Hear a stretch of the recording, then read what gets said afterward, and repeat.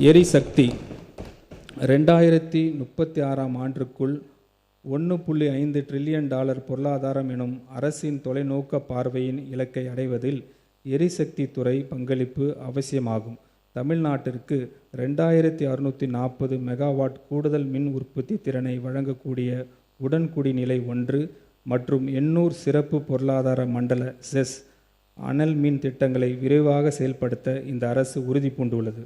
சுமார் 8000 கோடி ரூபாய் மதிப்பீட்டில் இடிபிஎஸ் விரைவாக்க திட்டம் பப்ளிக் பிரைவேட் பார்ட்னர்ஷிப் முறையில் மேற்கொள்ளப்பட்டு வருகிறது. 5050 கோடி ரூபாய் மதிப்பீட்டில் Vellimalai pumped storage hydro electric project செயல்பாடு ஸ்பீட் ஆக்கப்படும்.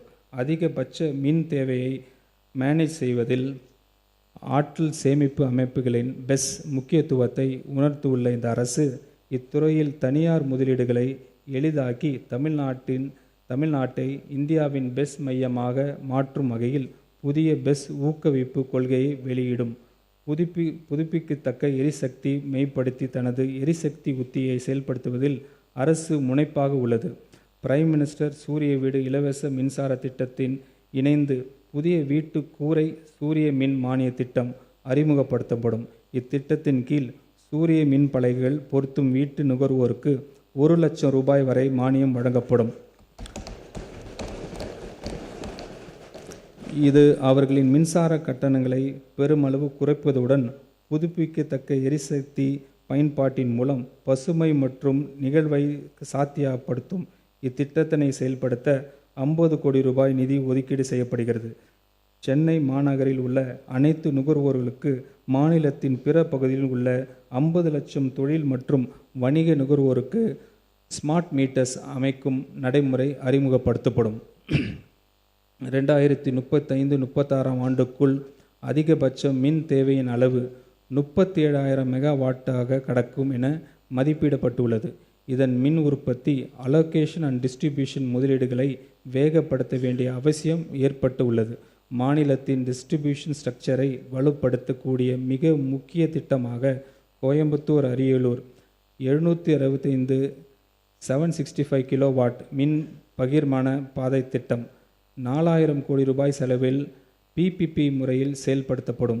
மேலும் சென்னை மாநகர் மற்றும் அதை சுற்றியுள்ள பகுதியில் மிக உயர் அழுத்த மின் பகிர்மனை திறன் 1390 கோடி ரூபாய் செலவில் பலப்படுத்தப்படும்.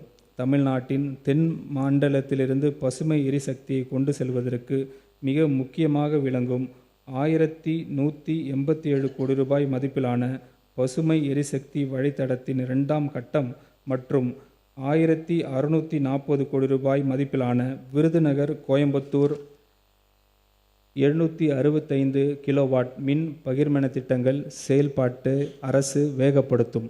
11,760 மெகாவாட் புதுப்பிக்கத்தக்க எரிசக்தியை கையாளக்கூடிய 6,884 கோடி ரூபாய் மதிப்பிலான பசுமை எரிசக்தி வழித்தடத்தின் 3ஆம் திட்டத்தை செயல்படுத்துவதற்காக தேவையான நிதி உதவியை பெறவும் அரசு நடவடிக்கை எடுக்கும்.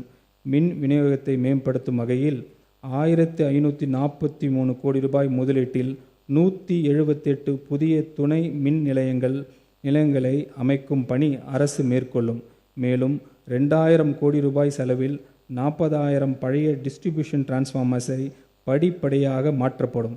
மின்சார வாகனங்களின் பயன்பாட்டினை ஊக்கப்படுத்தும் வகையில் பிபிபி முறையில் அடுத்த 5 ஆண்டுகளில் மின்சார வாகனங்களுக்கான 20,000 பொது சார்ஜிங் நிலையங்கள் அமைக்கப்படும். இத்திட்டத்திற்காக நடப்பு நிதி ஆண்டில் 50 கோடி ரூபாய் நிதி ஒதுக்கீடு செய்யப்படுகிறது.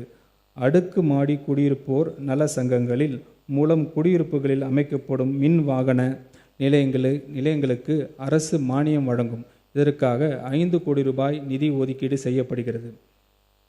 மாண்புமிகு முதலமைச்சர் அவர்களின் அறிவிப்புக்கு இணங்க 2 மாதங்களில் 500 யூனிட் வரை மின்சாரம் பயன்படுத்தும் நுகர்வோருக்கு வழங்கப்படும் விலையில்லா மின்சாரத்தை 100 யூனிட்டிலிருந்து 200 யூனிட்டாக உயர்த்தி வழங்குவதற்காக இந்த திருத்த வரவு செலவு திட்ட மதிப்பீடுகளில் 1,545 கோடி ரூபாய் ஒதுக்கீடு செய்யப்படுகிறது. வீட்டு உபயோக நுகர்வோர், வேளாண் விவசாயிகள் என மின் நுகர்வோரின் பயன்பாட்டிற்கு வழங்கும் மானியத்தின் கீழ் இத்திருத்த வரவு செலவு திட்ட மதிப்பீடுகளில் 18,860 கோடி ரூபாய் ஒதுக்கீடு செய்யப்படுகிறது. தமிழ்நாடு மின்சார விநியோக கழகத்திற்கு இழப்பீடு நிதியாக 5,000 கோடி ரூபாய் ஒதுக்கீடு செய்யப்படுகிறது. இந்த திருத்த வரவு செலவு திட்ட மதிப்பீடுகளில் எரிசக்தி துறைக்கு 15,828 கோடி ரூபாய் ஒதுக்கீடு செய்யப்படுகிறது. வீட்டு வசதி மற்றும் நகர்ப்புற வளர்ச்சி. சென்னை பெருநகர் பகுதியின் எதிர்கால வளர்ச்சியை வழிநடத்தும் விதமாக சென்னை பெருநகர் வளர்ச்சி குழுமம் 1189 சதுர கிலோமீட்டர் பரப்பினை உள்ளடக்கிய 3ஆம் முழு திட்டத்தை தேர்ட் மாஸ்டர் பிளான் 2027-2046 தயாரித்து வருகிறது.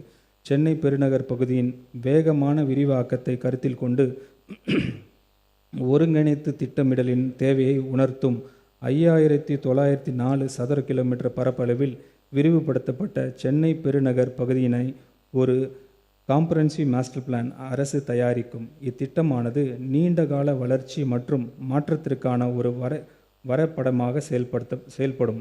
மேலும் இந்த முழு திட்டம் குளோபல் பெஸ்ட் பிராக்டிசஸ் மற்றும் சர்வதேச அளவில் பாராட்டப்பட்ட பெருநகர் திட்டமிடல் கட்டமைப்புகளுடன் கம்பேர் செய்யப்பட்டு தரம் மதிப்பிடப்படும்.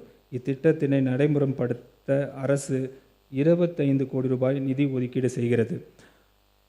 பிளாட்ஸ் மற்றும் கட்டடங்களுக்கான திட்ட அனுமதி தமிழ்நாட்டில் CMDA, DTCP, rural and urban local bodies என பல நிலைகளில் வழங்கப்படுகின்றன.